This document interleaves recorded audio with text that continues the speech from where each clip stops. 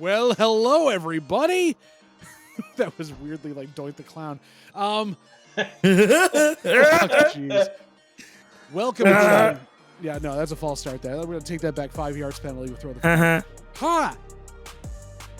Welcome, everyone. We are back together to do the Bi-Conics Review of Honor this week. It is Jesse, it is Mikey, it is myself, JBL, and we are here to review Ring of Honor from the 22nd of February, 2024.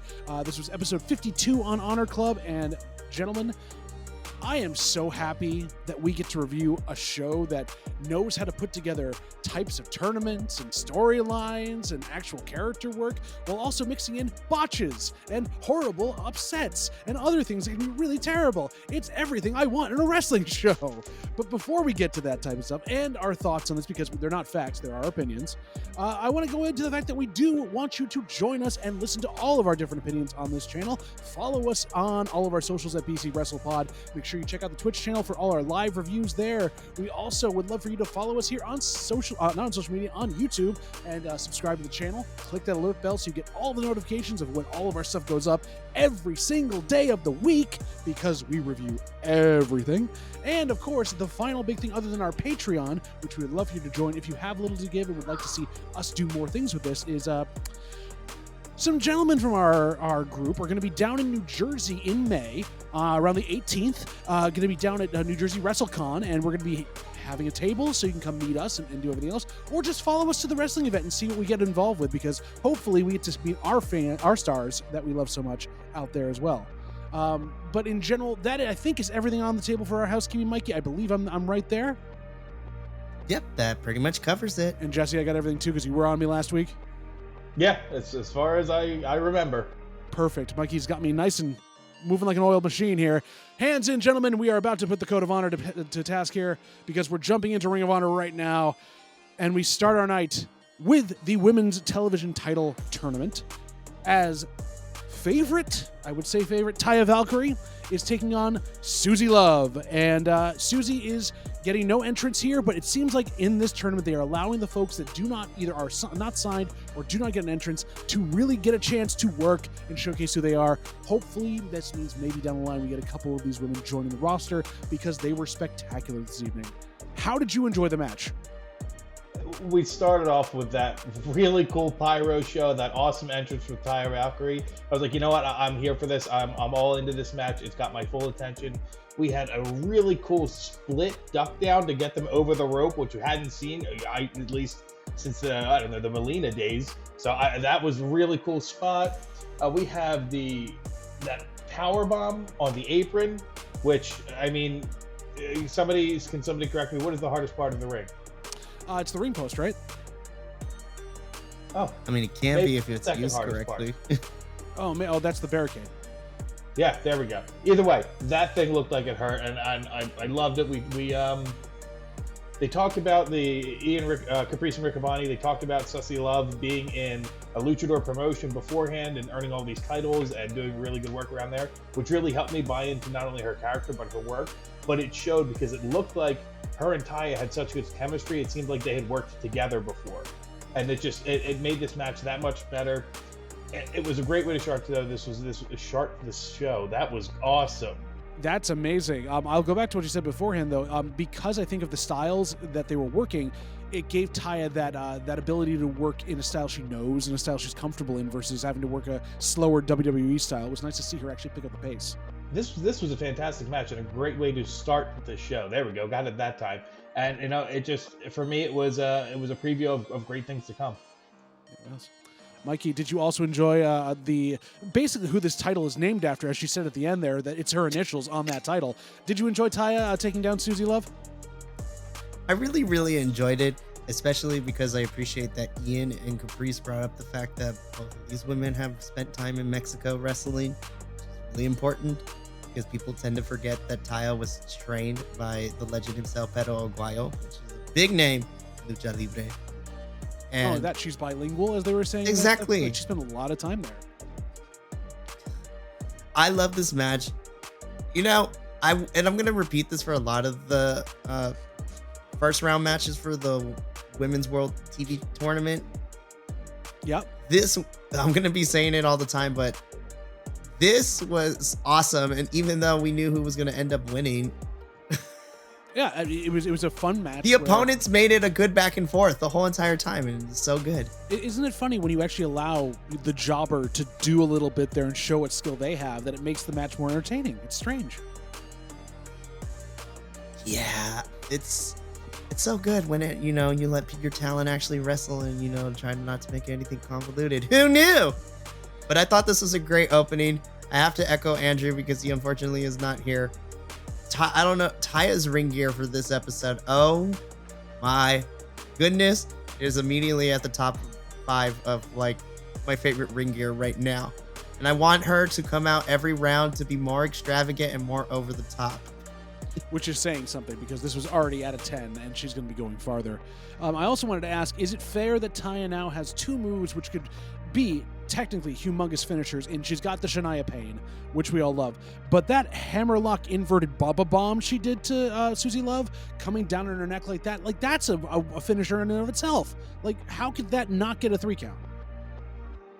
Yeah, that looked a little brutal. It looks, the setup is similar to the Rampage, but Yeah. it comes down even harder. So I don't know. I thought that might have ended the match there.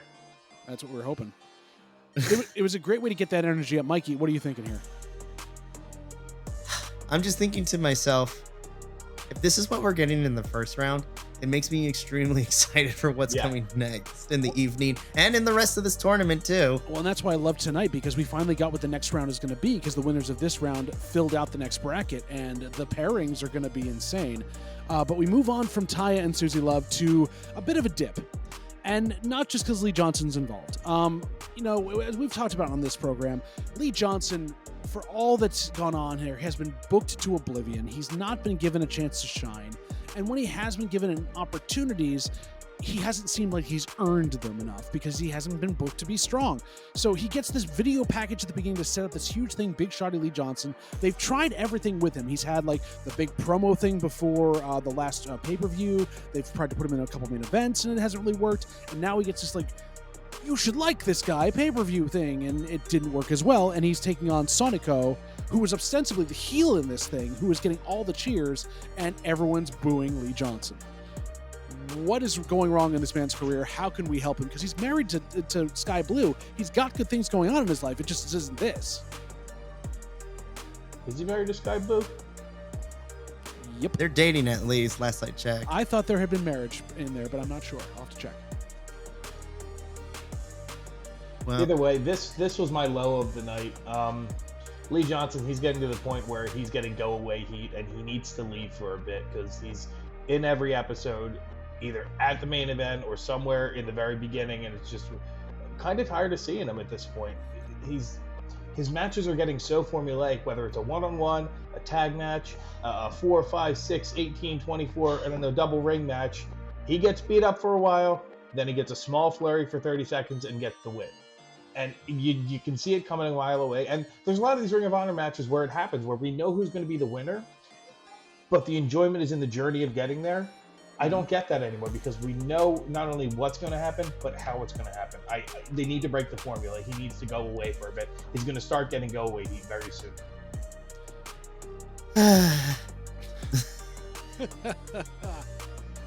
I don't necessarily dislike Lee Johnson. I think there's a lot of untapped potential there, but they need to give him something. They need to book him correctly. He needs to gain a lot of charisma, because you can only go so far in a wrestling company with semi-decent in-ring ability alone. You have to be a whole character, and I feel that he has no character, so he's on the struggle bus right now. Can I ask you a follow-up on that thing? Because unlike like a Dean Malenko or a Lance Storm, who the technical prowess carries you in certain respects, you can even like deal with that with no lack of character. Do you feel like Lee doesn't even have that level of technical ability to be able to hang his hat on? He's mediocre at best in all things.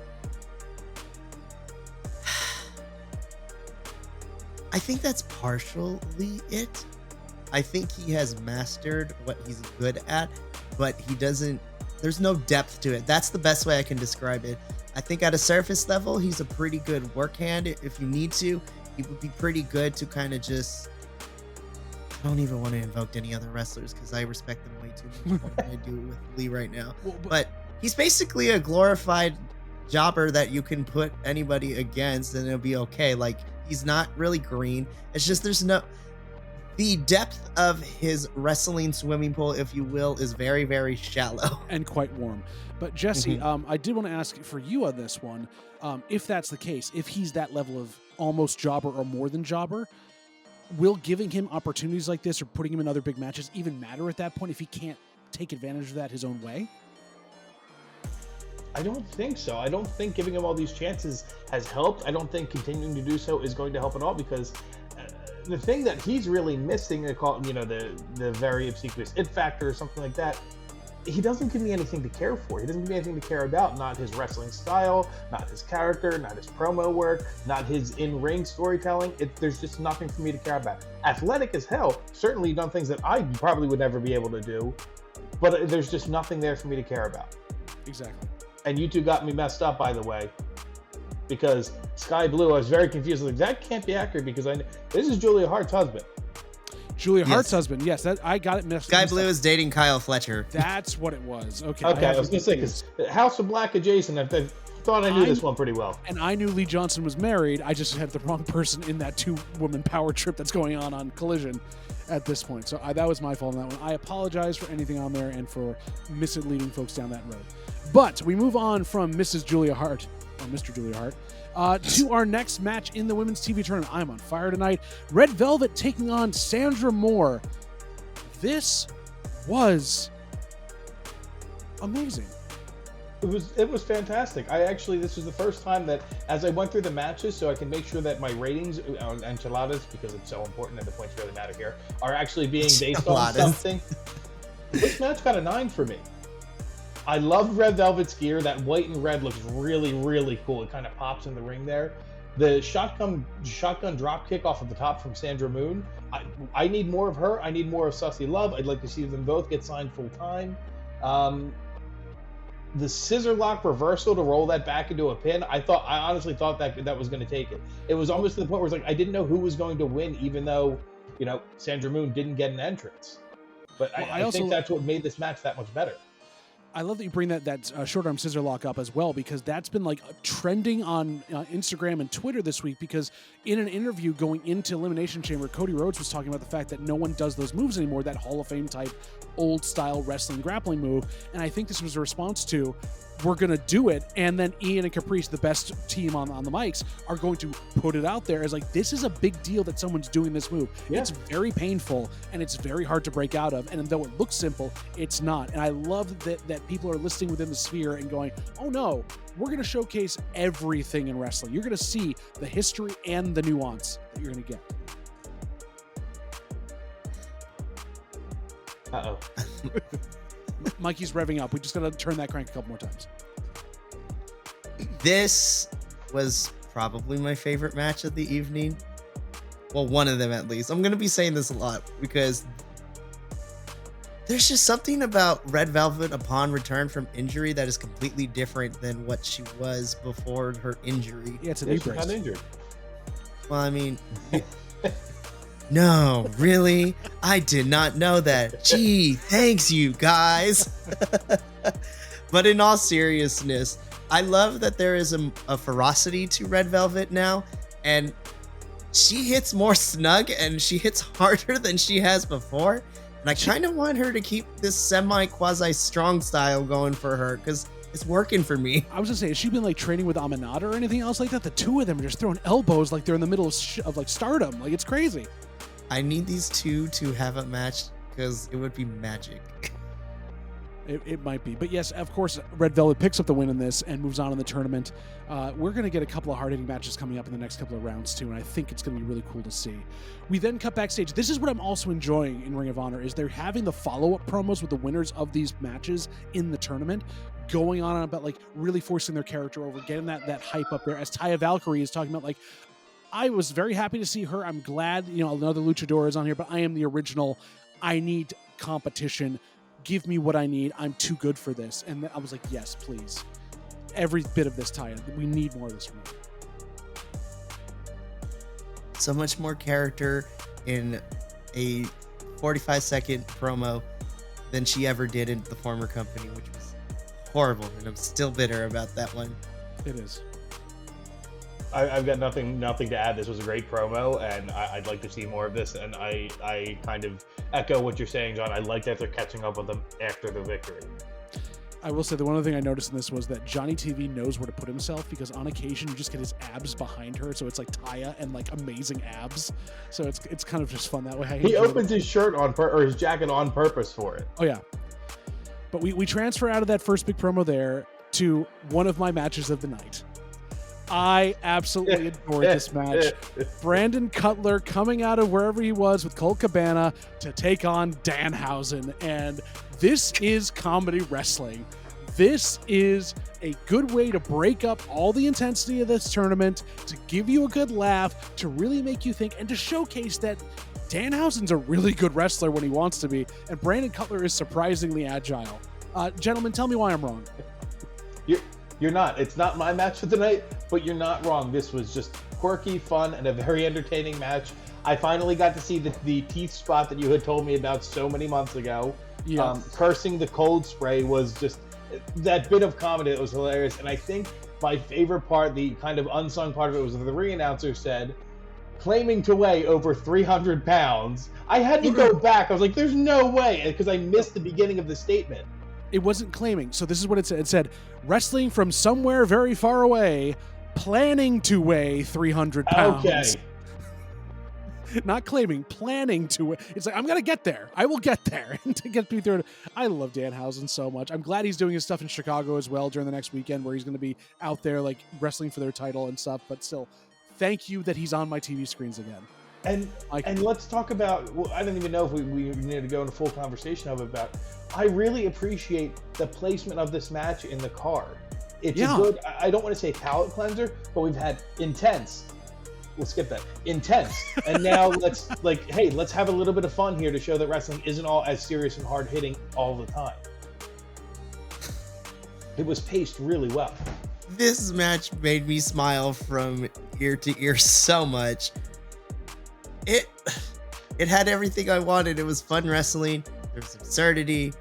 And once again, Danhausen continues to prove, yes, he's very funny in the comedy shtick, but lest we forget, there is talent behind that comedy shtick too. Oh my goodness, I really, really enjoyed this. I want these three to continue to fight each other for the next couple of weeks. I want to see more iterations of Brandon Cutler, Danhausen, and Colt Cabana. But yeah, the cursing of the air can was the highlight of this match for me. I literally had to pause because I was crying of laughter. I'm like, this is so stupid, but this is the best kind of stupid. It really is. Danhausen in general is, as you said, Jesse, a great palate cleanser and a great way to get through that thing and make the energy get back up in the crowd that we lost on a couple of different other occasions, which were where we shouldn't have. They kind of died for no good reason. But we transitioned from that comedy with a bit of horror in it to extreme horror. Worked really well as Abaddon took on Viva Van.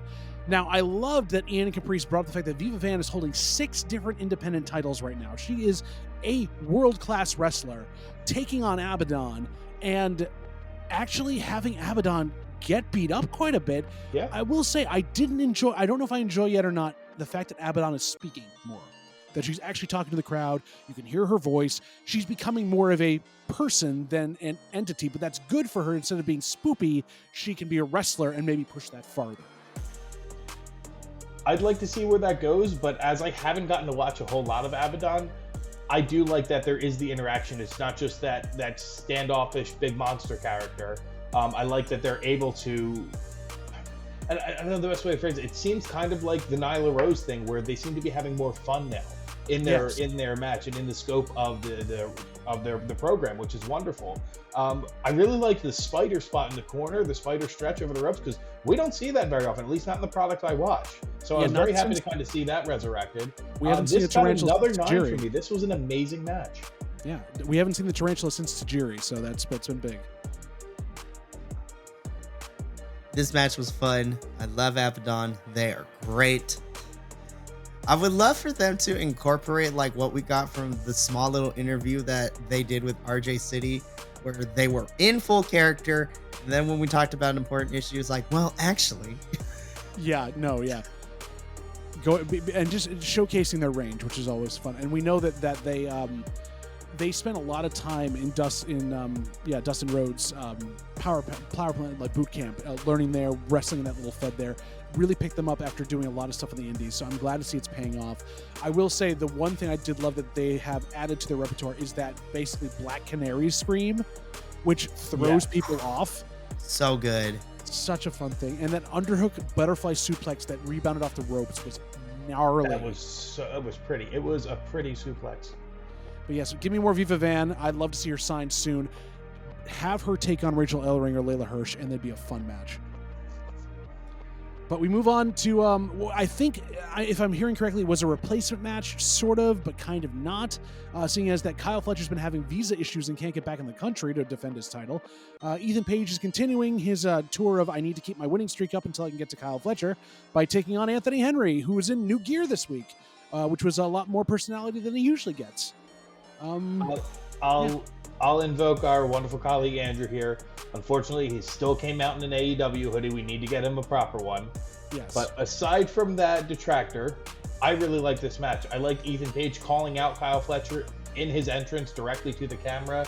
I thought it was just really well worked. I was not expecting it to be as good as it was. I give it an 8 total just because it was that kind of high level. Anthony Henry seems to be committing to more of his moves and moving faster and more fluidly. Seems like they have better chemistry, so I think Ethan Page is a good partner for him to be working with. This is a great match. I thoroughly enjoyed it. I still wish Anthony Henry would find some charisma, but look, I'm never going to complain with Ethan Page on my television screen. I like Ethan, and of course, given the fact that Kyle is currently having visa issues, which, should say something about, I don't know, maybe finding a way to expedite the system, or maybe, change the way that, work visas and all that good stuff should has, but that's for a different topic. And that's for a different podcast. That's a podcast topic. I mean, maybe Tony Khan doesn't need to be sending out everyone from the back office to go save people on AEW Dynamite. Like, he should actually allow them to do their jobs during the day instead of being on site. But that's a whole different thing. If you watch the Dynamite review, you know all about that. Yeah.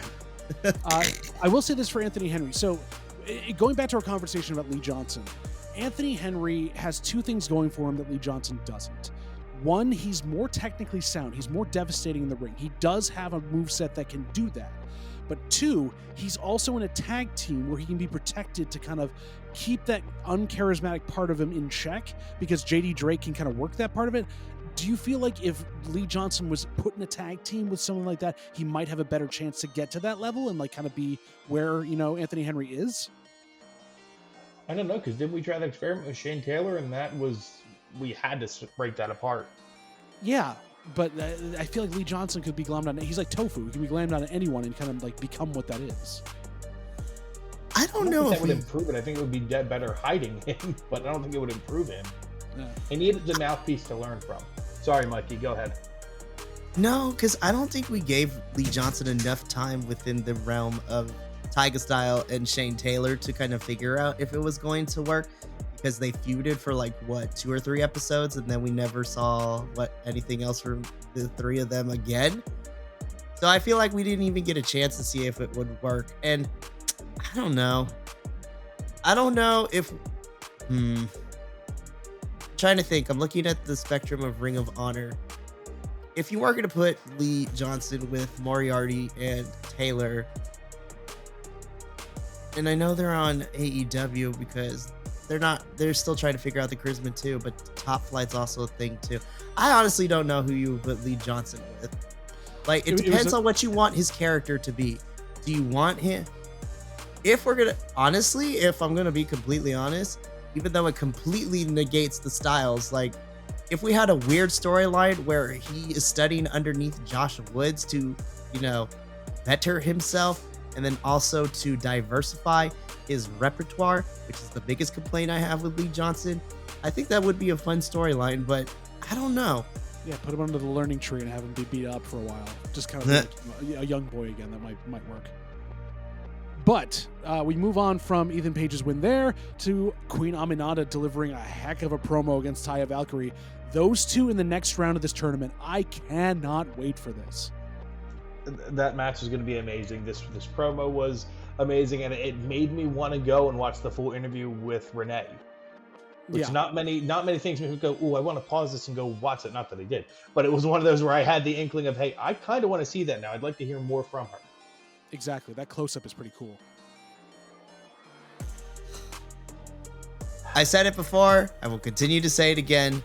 Queen has risen up to the top of my favorite women's wrestler currently in the multiverse of AEW Ring of Honor.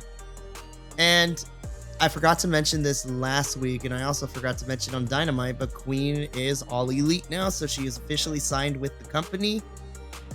She had an incredible match against Anna Jay last week, which was so fantastic. Which she won, which was huge. So I am super happy, and I'm kind of sad that Taya versus Queen is coming up in the quarterfinals and not later in the tournament. But right. As this tournament has shown so far, even the question marks I had, I was like, why is this in the first round? As soon as I watch it, I'm like, you know what? I don't care. This is the best women's wrestling we have gotten so far in 2024, which is crazy saying that because we're barely in February at this point. But I am so excited, and I'm looking forward to Queen versus Taya, as well as the rest of the semifinals, because Lord have mercy, it's about to go down. It really is. As we learned in the next match coming up here in the tournament itself, Billie Starkz versus one of Jesse's favorites, Robin Renegade. And this was one of the hardest hitting matches I've seen in this tournament. I've seen this year. I had to ask one question when I was looking at it. Does Robin have an advantage? Because when she wears her harness and you try to chop her, are you hurting your hand more on the rivets? Or is it hurting Robin more because there's metal going into her sternum? That's my question on this. Both. It hurts both. There's really no does. advantage there. I guess so. This was amazing. This was a 10. This was my match of the night, and not just because I'm a big Robin Renegade fan and both the Renegades, but just first off, I really like Billie's jacket. I'd like to see her wear that more coming to the ring. That was really cool. But I want that. Robin jacket. is such a natural when it comes to using those heel tactics and talking that trash like right in the face, but also in the presence of the cameras and the mic, so it gets picked up. The chops from Robin, they sound like gunshots. The two real big ones, like holy crap. The whole match was very tight, very snug, especially with the strikes. Like it was just absolutely vicious with that. And there was a point where I thought Robin could have won after that lung blower, but she had a lazy pin, which works for her character because that's very much a heel tactic of you're not going to kick out, so I'm not going to put my full effort in the pin. If she did, I could have seen that, taking Billie out there. The outside power bomb, I was very concerned for Billie because she definitely smacked the back of her head. She covered, but that was a lot of velocity on that. Yeah. And her new hammerlock neck vice that she does at the end there, I love this match all over. This was my match of the night, one of them, but definitely on the higher end for a match of the night. I'd give this an 11 out of 10 if I could. I mean, there's nothing stopping you from doing so. Nothing at all. I do have to ask one question to both of you, though. Were you as much of a child as I was when we heard Caprice go, well, Billie left the back door open on that pin for some to escape out of, and I just couldn't stop chuckling because why not? Yeah, there were a couple of those moments here. Not just with this match, but like through the whole night. Yeah. This was also another highlight, one of my matches of the night. I knew Billie was going to deliver. She always delivers for me. It was super fantastic. More importantly, though, from the standpoint of looking at I don't even want to say tier system for the women's roster, but this was a big litmus test for Robin, and I think she succeeded wholeheartedly. I love that they brought up on commentary that Robin had been doing a lot of singles matches, not because of anything going on within the company, but that in kayfabe, she's been trying to work herself up for this tournament. So she's been really getting the reps in, which has been kind of cool to give her motivation in that, especially as Charlotte is not around. I mean, I appreciate them retconning her being in singles matches, but I still would like to see Charlotte. I'm wondering that, like, what's going on there. Is she injured? Do they not have anything for her creatively? I mean, they don't have a tag division for the women, so I get it. But Yeah. no, I'm curious what's going on there. For me, this was Robin's absolute best showing, and I don't feel that she suffered any momentum loss in losing here, which is the first time I'm saying that, because I am the biggest fan of justice for Robin, but I don't think I need that here. I don't think it's applicable, because I think both women came out of this match looking really strong. Definitely. We move on from, and I'll say it as well, this is one of my other matches of the night as well, but we move on from that to another promo backstage where we have Ethan Page kind of going off and, again, calling out Kyle Fletcher, going into the fact that he's not there, what's going on. So he's smelling something in the air. Meanwhile, I love that he's slightly selling, where he had cups done on his shoulder and, like, would have been worked over in the match as well. He's selling an injury going into whatever he's doing with Kyle Fletcher, and I don't know whether it's supposedly to further something or they're just seeing if this works, like it's a test thing for us, but I'm definitely picking up on it. I just thought this was a really good cover for the D's issues for those who don't know what's going on. So I enjoyed the promo for that fact. I loved the slowly increasing volume that Ethan Page gave during this promo. And, you know, it started out as his joking self. Then he got super serious with it. And now I'm frightened, but in the best way possible. Whenever, you know, when they fix Kyle Fletcher's issues, I'm excited to finally get this build. Hopefully they figure it out soon, because, I mean, we still have some time. We have pretty much a month until Super Card of Honor. And I hope within that time, with that, we get the build to this, because I'm ready for Kyle Fletcher and Ethan Page. And this promo continues to have me invested in the storyline, even with all the shenanigans happening back behind the scenes. It's true. And speaking of shenanigans, we move on to our spot fest of the night, which wasn't put in the main event. I was actually very happy this was like midway through the night, if not right before, as we had our four-way survival match, AR Fox versus Matt Sydal versus Commander versus my MVP of this match, Exodus Prime. Where has this guy been? I don't know, but I'm so behind him already. He had a great showing for his debut match. I was kind of gassed during this match because of the Robin Renegade and Billie Starkz match, but I thought this was really good. There was a couple moments where I got scared because Commander got spiked on his head with that reverse power slam. That did not come out clean, but he seemed to be okay. Like, he recovered and still was able to win the match. But AR Fox is so impressive whenever he's in the ring. This was just a really, really good match. Another one, like, they've delivered on every match so far tonight, with the exception of the Charisma Black Hole match, which luckily we went on second. Yeah, this is fantastic. This was fantastic, and I appreciate that we can have this spot fest and not overshadow what was our real main event. Because I'm like, come on, you cannot have what we got for our main event in the main event spot. I'm a big fan of Commander and AR Fox and Matt Sydal just in general, but I agree with you, John. I think Exodus Prime, I was just like, where has this person been, and where can I immediately follow them and become a big fan? Like, where can I check out their work? Because this was awesome. Can we give him the Lee Johnson push? Well, I don't know if we want to do that. Well, I don't know. I mean, he might go somewhere that, who knows? I mean, even pushing him an inch is a lot more than what Lee Johnson's getting, honestly. The other part is we didn't have Commander lose. He won this match and got the pin. So I mean it's Ring of Honor. They actually let luchadors win sometimes. It's crazy, right? Surprisingly so. They had to make up for Sonico losing to Lee Johnson. So we move on then to another amazing promo by Billie Starkz. I will say from this is my only nitpick of this, is that Billie had a couple times in her last line where she could have ended on a very strong note performance-wise, but she then trailed into a couple more words, like explaining what she had meant, but she could have landed, like, I didn't write down specifically what it was, but like she had a good like ending beat, and then she took a breath and like said four more words that kind of just pulled the power out of it. But I feel like she's still getting there. She's understanding what she needs to do. She'll get better as she goes along. I would agree. There are certain moments where I was like, oh, that was good, and then you kind of kneecapped your sentence there. Yeah. But as she does these promos more, they're going to get better, and I fully believe that. I do like how she had to go online and clarify what she meant by she's young and dumb still. And again, by all means, go ahead and go look that up. But I thought this was a good promo. It was amazing. especially for Billie, who doesn't, at least to my memory and recollection, doesn't do a whole lot of promos. I kind of have to disagree with the two of you in the sense that I think adding those little extra words at the end, I think adds a little bit of a rough around the edges type of feel for Billie. Granted, we have to remember she is 19, so the age does come into this. And the promo skills is definitely something that could always be worked on. I mean, that's something that any wrestler can work on.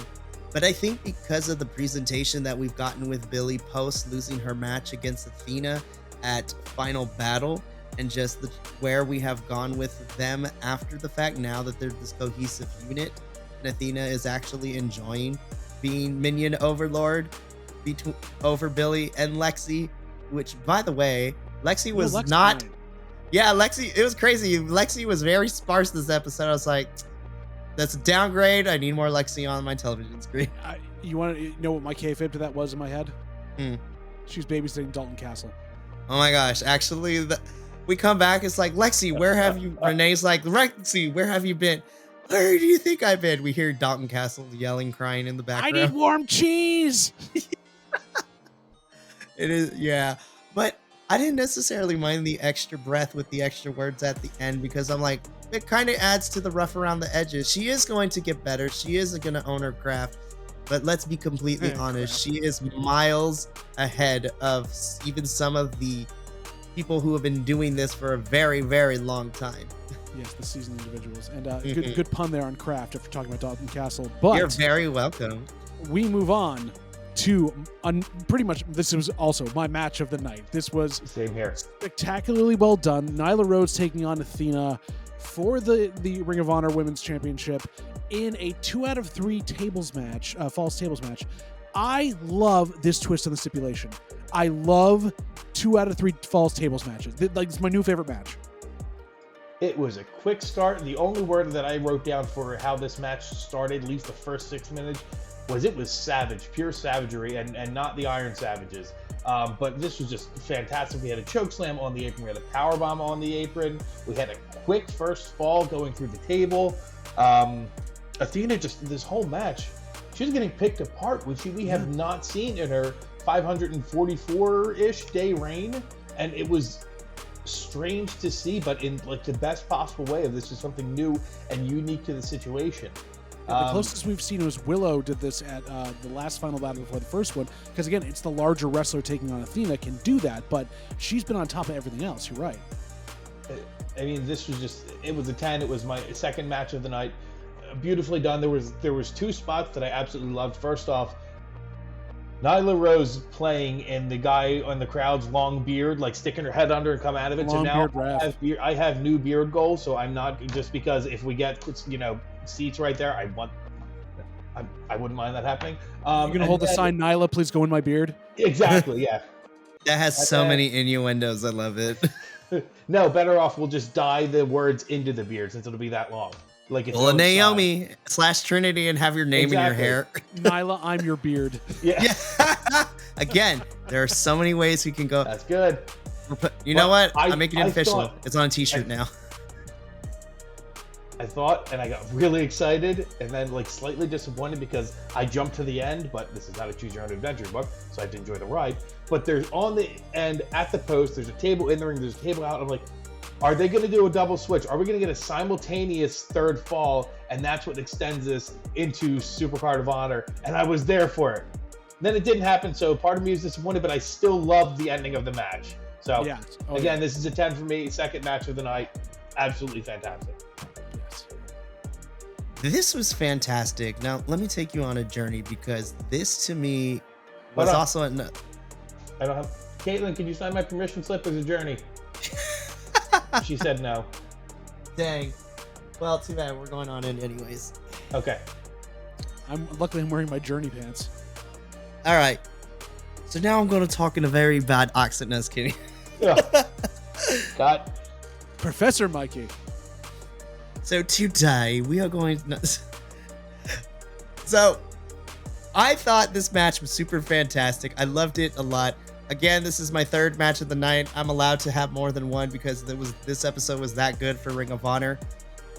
But what really pushed it over the edge a little bit as like the number one match of the night for me was the fact that with stipulations like table matches, you need to be very mindful of how you set up certain spots and how you transition into those spots as well. Pacing needs to be a thing that needs to be thought of, and most companies don't do that. They're just like table after table after table, which is cool and everything because, you know, I love a propensity for violence. That's like my jam. Mike, you just love wood. Mahogany is my favorite, apparently. But to me, this was a beautiful journey and a very well-structured, well-paced 3-act structure of this. You had the quick win from Nyla, who Athena thought she could get away with getting on the apron, and Nyla's like, nah, bam, into the table. Fall number 1. Then we get the middle part where the rising action is happening, because then they go back and forth. It's a little more even. We get a couple more minutes until the next fall. Athena counters. Nyla beautifully falls into the table after getting like domed across the face, which was great. And then everything just hit the fan. Athena tries to pick up Nyla and doesn't work. Nyla and Athena continue to do anything and everything. And then Athena's just like, I have a power up now. Just grabs Nyla Rose and just down into the table for the third one. I was just like, this was a beautiful carnage of violence, beauty. And this to me was my number one match of the night, because this is how you can do stipulation matches from a booking and a writing perspective. You pace it out very, very well. And the tables were actually used pretty methodically, and they were used in a way that makes sense. Because half the time when we get stipulation matches like this, you have a whole bunch of stuff set up or out there, and then most of the time there's left standing. Nobody went to go use it for whatever reason, which was stupid. But whoever you know helped with the pacing of this, whoever kind of produced this, if you will, hats off to you. And then of course Athena versus Nyla, both of you did fantastic. Nyla, I'm still waiting for a response of where you got your stuff from last week, where it just says hat, shirt, jacket, because I am rolling up to this convention in May wearing this stuff too. I gotta figure out, I gotta get my fit together, but I feel like it's an Omega Mart product. It gotta be. But this was fantastic. I cannot speak highly enough of both women, and I kind of want to see a rematch, but something crazier at Supercard of Honor. So you've heard it here, folks. Mikey's going to be wearing that. He is guaranteed he's going to have all that merch. So come see it at WrestleCon. I will say this as well. This is my final thought on this match.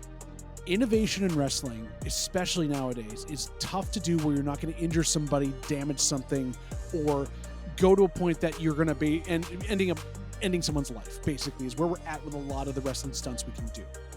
To take two types of matches and smash them together in such a way that works flawlessly and also has the danger, real life danger, of the fact that you're working with a prop that is notorious for either not breaking or breaking before it's supposed to, and because it's a tables match, allow you to change the outcome or where the falls fall in this.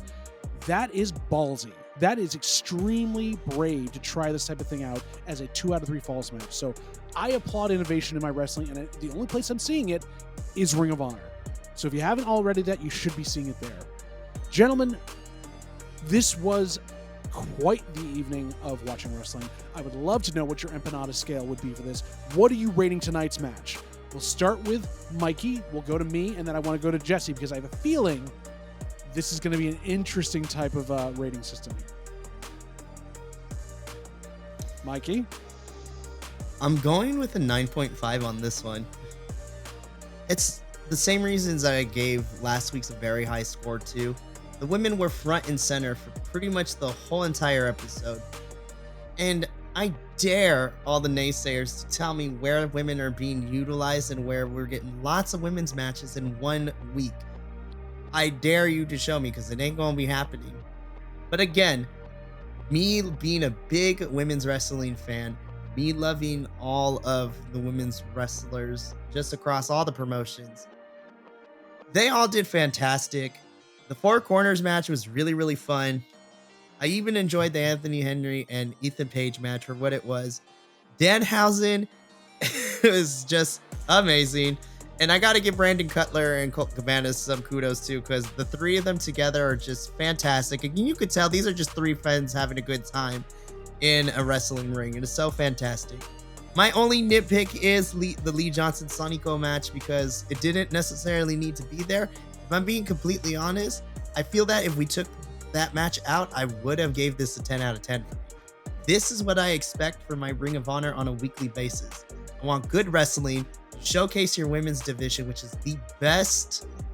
I'm going to say it, within the AEW Ring of Honor multiverse, the ROH women's division is the best roster you have between that and what you have on AEW.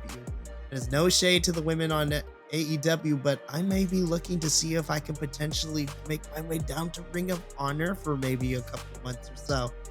Also, I'm hoping after this match, Nyla Rose doesn't go back to AEW. I want her to stay in Ring of Honor.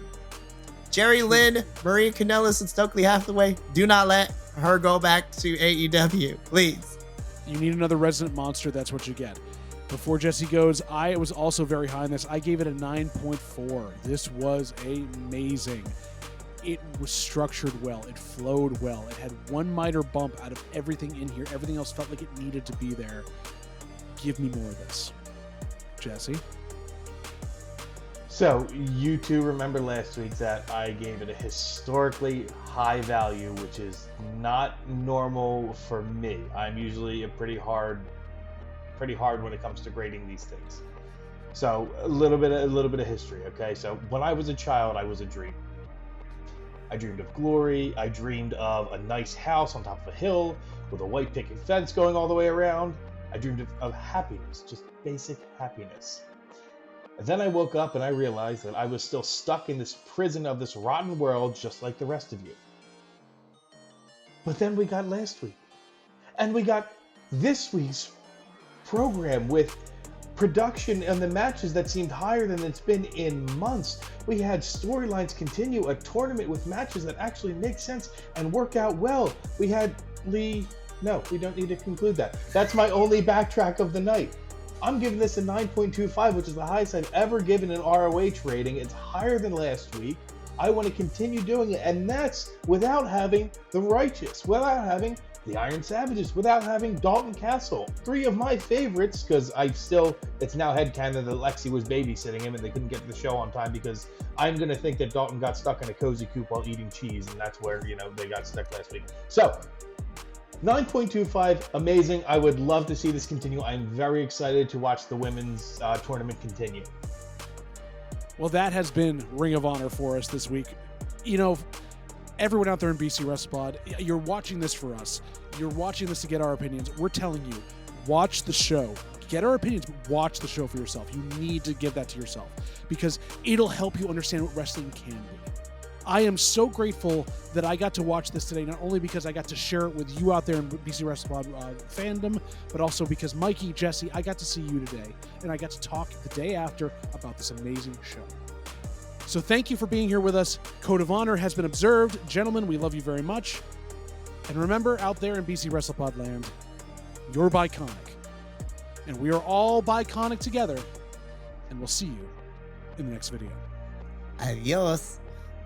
Thank you so much for tuning in to another Vibe Tribe production. What's gonna happen next time? Well, you're gonna have to tune in to find out. But until then, remember, take care of yourself, love one another, and as always, make sure that you keep the good times rolling. Thank you for being here, and we'll see you next time.